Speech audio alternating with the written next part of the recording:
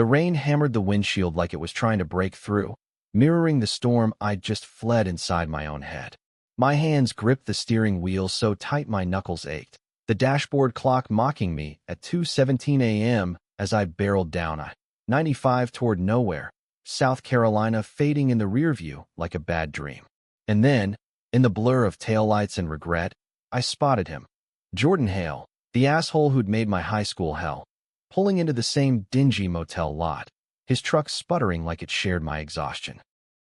I slammed on the brakes, heart pounding harder than the thunder outside. Of all the Fleabag stops between Charleston and Oblivion, why this one? Why him? Jordan and I had history, the kind etched in locker room taunts and stolen glances I'd buried deep. Back then, he'd been the golden boy quarterback, all easy smiles and effortless charm, while I, Alex Rivera, was the quiet artist kid everyone whispered about for being different. Different meant gay in our small-town code, and Jordan? He'd led the charge in making sure I knew I didn't belong. Or so I'd thought. Now here we were, strangers turned enemies by time, both soaked and desperate under the flickering neon sign of the Starlight Inn. I killed the engine and sat there, engine ticking like a bomb. The lot was empty except for his beat-up Ford and my mom's old Civic, the one she'd thrown keys at me during the fight that sent me packing. "You're not my son anymore," she'd screamed, her words slicing deeper than any knife. All because Dad found that sketchbook under my bed. Pages of boys holding hands, dreams I never voiced. I grabbed my duffel, rain plastering my shirt to my skin, and trudged toward the office. The clerk, a grizzled guy with a cigarette dangling from his lip, barely looked up. "One room left. $50. Take it or leave it." Before I could mutter agreement, the door banged open behind me. Jordan Hale, drenched and cursing under his breath, shook water from his hair like a dog. His eyes locked on mine, widening in that split-second freeze of recognition. "Rivera?" His voice was rough, edged with surprise and something sharper, disdain. "What the hell are you doing here?" "Same as you, I guess. Running from something." I shoved cash across the counter, snatching the key before he could argue. "Room 7, second floor." As I brushed past him, our shoulders collided, sending a jolt through me I hadn't felt since senior year, when his accidental touch in the hall had left me breathless and confused. He followed anyway, truck keys jingling like accusations. "Hey, wait. Only one room. No way I'm bunking with you." "Tough shit, Hale." Clerk said it's this or the parking lot. I didn't look back, climbing the stairs two at a time, the weight of the night pressing down.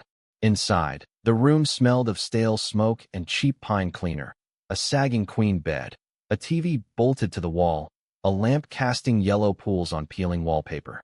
I dropped my bag and peeled off my shirt, not caring if he saw the tattoos I'd inked in rebellion, a rainbow fractured like glass on my ribs.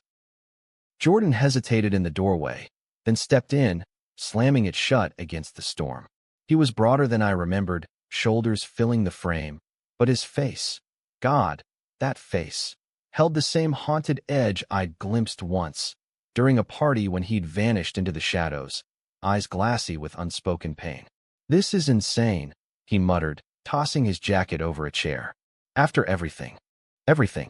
I spun on him, towel in hand, wiping my face. "You mean how you outed me to half the football team? Called me a freak behind my back? Spare me the nostalgia trip." His jaw tightened, green eyes flashing. "I never outed you, Alex. That was... Save it." I cut him off, the old venom rising like bile. But as thunder rattled the window, and he stood there dripping, looking less like the bully I'd mythologized and more like a guy unraveling at the seams, doubt crept in. What if the stories I'd told myself for years were just that, stories to armor my heart?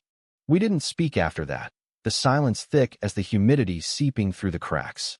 He claimed the chair by the window, scrolling his phone with feigned nonchalance, while I stretched out on the bed, staring at water stains on the ceiling that mapped out constellations of what-ifs. Sleep came in fits, dreams tangled with memories. Jordan's laugh echoing in the gym, the way his hand had lingered too long on my shoulder during a group project, the rumors that swirled like smoke after he dated that cheerleader and dumped her abruptly, whispering she'd figured him out.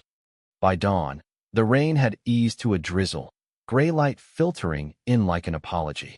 I woke to find him gone, the bathroom door ajar, steam curling out. The mirror fogged, but through it, I caught his reflection, shirtless, tracing a scar on his chest, an old jagged line from some football mishap. Our eyes met in the glass, and for a heartbeat, the room shrank, charged with the electricity of unspoken truths. He turned away first, grabbing a towel. "Coffee's on the machine if you want it." I nodded, throat dry. "Thanks." It was the first civil word between us, fragile as a truce. As I poured the bitter brew, he emerged, hair damp and tousled, wearing a faded band tee that hugged his frame. We sat at the rickety table, knees almost brushing under it, the space between us a minefield.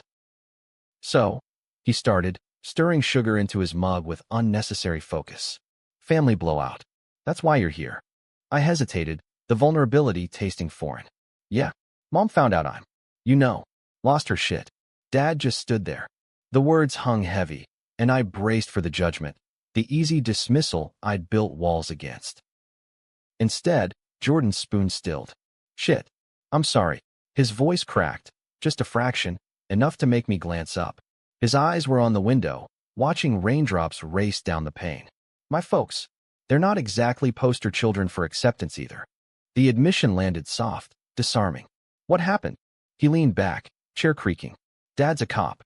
Old school. When he caught me with, well, let's just say it wasn't a girl in my truck that night senior year." He didn't scream. Just looked at me like I'd betrayed the uniform. Kicked me out on my 21st. Been bouncing jobs since, hauling freight up the coast. I stared, piecing it together. Jordan Hale, the straight arrow jock, queer? The pieces didn't fit the puzzle I'd carried for years. "Wait, you're gay?" "Yeah." He met my gaze then, steady but shadowed. "Figured it out late. Too scared to admit it sooner. That's why I was such a dick to you, Alex. You were out, brave as hell, and I hated you for it. Made it easier to hide." The room tilted, my coffee forgotten. All those taunts, the shoves in the hall, they weren't hate, but fear? My chest tightened, a mix of anger and pity swirling. "You could have said something, instead of making my life hell." "I know." He rubbed his neck, scars of his own invisible but raw. "I regret it. Every day." Thunder grumbled distant, the storm moving on, but ours was just brewing. I wanted to hate him still, to cling to the enemy I'd crafted for safety. But sitting there, in that cramped motel limbo, with the world outside washed clean, I saw him, not the villain, but a mirror. Broken, searching, just like me. The day unfolded in uneasy rhythm. We checked out late, no rush to part ways, the highway calling like a siren. "Mind if I tag along a bit?" Jordan asked, leaning against his truck. "Need to hit Richmond for a job interview. Your Civic looks like it's on its last leg." I shrugged, masking the flutter in my gut. "Sure. Misery loves company." The drive north was a revelation in silences and stutters. Billboards blurred by, fast food promises, lawyer ads yelling justice. While inside the car, we peeled back layers. He told me about the ex, a guy from college who'd ghosted him after coming out went public. I shared sketches from my bag, raw lines of faces and feelings I'd never shown anyone. Laughter crept in, tentative, over a shared memory of Mr. Hargrove's algebra class, where Jordan had once accidentally lobbed an eraser at my head. By Richmond, the tension had shifted, softened at edges. We grabbed burgers at a drive-thru, eating in the lot as dusk painted the sky pink. "You're not bad, Rivera," he said, ketchup on his lip. "When you're not glaring." High praise from the king of assholes. But I smiled, the first real one, and his echoed it, warm as the fading light. That night, we split a room again, this time in a chain off the interstate, cleaner but no less charged. As we unpacked, his phone buzzed, a text lighting his face then dimming it. "Family," he muttered, silencing it. "Mine too." I held up my own screen, a string of voicemails from Mom, pleas laced with guilt. We ignored them, opting for bad cable instead. Some rom-com where enemies turned lovers, irony thick as the popcorn we microwaved. Halfway through, during a scene of mistaken identities, Jordan paused it. "Ever think about what if?" "Back then. All the time." My voice was whisper, the bed between us a chasm. "Thought you hated me. Thought you pitted me." He shifted closer, the air humming. Our hands brushed reaching for the remote, and neither pulled away. Time stretched, breaths sinking, until the weight of it snapped. We both laughed, awkward and relieved, the moment diffused but lingering like smoke. Sleep came easier that night, his snores a strange lullaby from the floor where he'd insisted on crashing. Dreams wove us together, not as foes, but something undefined, pulling me under. Morning brought decisions. My phone rang insistent. Dad this time, voice gruff with regret. "Come home, son. We need to talk." I hung up, torn, the pull of forgiveness warring with fresh wounds. Jordan watched from the doorway, keys in hand. "You going back?" "Not yet." The word surprised me, but felt right. "What about you?" "That interview. Blown it already." "Overslept." He grinned sheepish. "Fancy a detour? There's this art supply store in Philly I've heard about. Figured you might need inspiration." My heart skipped. "Lead the way." The road to Philadelphia wound through Pennsylvania farmlands, golden under autumn sun. We blasted indie playlists, his taste surprisingly eclectic, mixing the national with hosier tracks that twisted my insides with lyrics about hidden loves. Stops dotted the miles, a roadside stand for cider that tasted like childhood, a overlook where we hiked to watch hawks wheel overhead. There, on a rocky outcrop, wind whipping our jackets, he asked the question that cracked me open. "What do you draw when you're scared?" "Faces," I admitted, sketching idly on a napkin from lunch. "People I wish I could understand." "Draw me." It wasn't a request, but a dare, his eyes challenging yet soft. I did, pencil flying, capturing the scar, the laugh lines just forming, the vulnerability he hid so well. He studied it silent, then pocketed it. "Keep it. For when you forget, I'm not the enemy." Philly greeted us chaotic and alive, streets buzzing with vendors hawking pretzels and cheesesteaks. The art store was a haven, aisles of pigments and canvases that smelled of possibility. I lost hours there, Jordan trailing, surprisingly patient, even picking up charcoals to smudge experimental lines on scrap paper. Dinner was street food under string lights, the city pulsing around us. "This feels normal," I said, sauce dripping from my fork. "Does it scare you?" His foot nudged mine under the table, accidental on purpose. "A little." Honesty burned, but so did the spark. "You?" "Every day." He held my gaze, the crowd fading. "But worth it." We found another motel that night, this one with 2 beds, but proximity didn't matter. Conversation flowed late, ghost stories from childhood, dreams deferred. His, coaching kids soccer, showing them kindness he'd craved. Mine, gallery walls lined with stories untold. As lights dimmed, he whispered from his bed, "Thanks for not leaving me behind, Alex." The words wrapped around me, chasing sleep into dreams of highways unending, hands intertwined. But normalcy was illusion. 2 days in, my phone exploded, voicemails from my sister Mia, frantic. "Dad's in the hospital. Heart scare. Mom's a wreck. Come home, please." Panic clawed, the road south suddenly urgent. Jordan slid into the passenger seat without question. "I'll drive. You rest." The miles blurred, worry gnawing. He kept me talking, distractions in the form of bad jokes and detours for gas station coffee. At a rest stop, as I paced, he pulled me into a hug, brief, grounding. "You're not alone in this." Tears stung, unbidden. "Why are you doing this? After everything?" "Because I see you." Finally, his voice muffled in my hair, hold tightening just enough. Charleston loomed by midnight, the hospital a sterile beacon. Mia met us in the lobby, eyes red-rimmed, hugging me fierce. "Who's this?" she whispered, eyeing Jordan. "Complicated," I murmured, but her nod said understanding. She'd always known my secrets. Dad lay pale in his room, monitors beeping steady. Mom hovered, face etched with exhaustion. Their eyes flicked to Jordan, questions unspoken. "Son," Dad rasped, hand extended. "I'm sorry. For all of it." Words tumbled, apologies, tears, the dam breaking. Mom clutched my arm, whispering, "We love you. Always." But as relief washed, doubt lingered. Was it real or fear-driven? Jordan waited outside, giving space, but when I emerged, wrecked, he was there, coffee in hand, silent support. We crashed at Mia's apartment, him on the couch, me tossing in the guest room, replaying the what-ifs.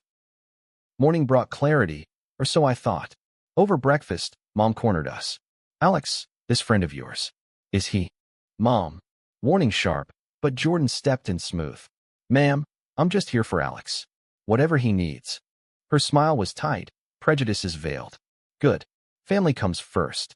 The barb landed, and as we left for errands, tension simmered. She doesn't get it, I vented, punching the dash. Give her time. His hand covered mine, thumb tracing circles. Like you gave me. We drove aimless, ending at the beach. Waves crashing under overcast skies, sand gritty between toes. We walked, shoes off, silence companionable until he stopped, facing me. Alex about us. A call cut him, his phone, Dad's number. Voice booming. Where the hell are you? Get home. We got things to settle. Jordan's face shuddered. Duty calls. Go. I said, throat tight. But this, us, it's not over. His kiss was sudden, salt-tanged, foreheads pressed after. Promise. The drive back for him was solo. Mine to me is fraught with replayed moments. That night, alone, I sketched him, not the enemy, but the man who'd cracked my walls. Weeks blurred into tentative normal. Jordan texted daily, job landed in Norfolk, coaching gig promising. Visits strung like beads, weekends in neutral DC, museums and markets masking deeper pulls. But cracks showed. Mia confided Mom's whispers. That boy's trouble. Prejudices rooted deep. Dad improved, but awkward lunches skirted truths. Jordan's family? Radio silence, his updates laced with strain. Then, the misunderstanding that unraveled it all. A Friday night in Richmond, his apartment sparse but warm. We'd cooked, pasta fumbling into laughter, when his ex, Tyler, knocked unannounced. Tall, polished, the kind of guy who'd fit old narratives. Missed you, Tyler said, ignoring me, hand on Jordan's arm. I froze, napkin crumpling. I'll go. No. Jordan started, but Tyler's laugh cut. Who's the stray? The word ignited old fires. I bolted, rain-slick streets blurring tears. Texts flew, apologies, explanations, but pride armored me. Days passed in silence, my sketches turning dark, fractured boys staring back. He showed at my door midweek, soaked, desperation raw. Tyler's nothing. Closure visit. I told him about you. You should've. Hurt bled. I can't be your experiment, Jordan. Never were. He stepped close, voice breaking. You're everything I ran from facing. In myself. In you. We talked till dawn, fears unpacked, prejudices named. His, fear of rejection mirroring mine. The fight purged, leaving space for truth. Reconciliation bloomed slow. A joint trip to the mountains, cabins and campfires, where stories flowed freer. Around flames, he shared the full scar tale, not football, but a suicide attempt, hidden shame. I traced it, whispers of you're enough. Back home, integrations tested. Family dinner, Mom's eyes wary, but Dad's nod to Jordan, good man, a bridge. Mia beamed, ally fierce. Yet climax brewed external. Jordan's coaching job spotlighted. A local paper feature on Out-Coach inspires youth. Backlash hit. Anonymous calls, parents pulling kids, slurs spray-painted on his truck. Freak, they scrawled, echoing high school ghosts. He crumbled private, rage masked as shrugs. Knew it had come. I wouldn't let it. Rallying Mia, we organized. Community meet, stories from kids he'd helped.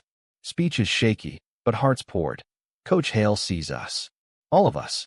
The night swelled, supporters outnumbering haters. As cheers faded, Jordan pulled me aside. Ring of fireflies our halo.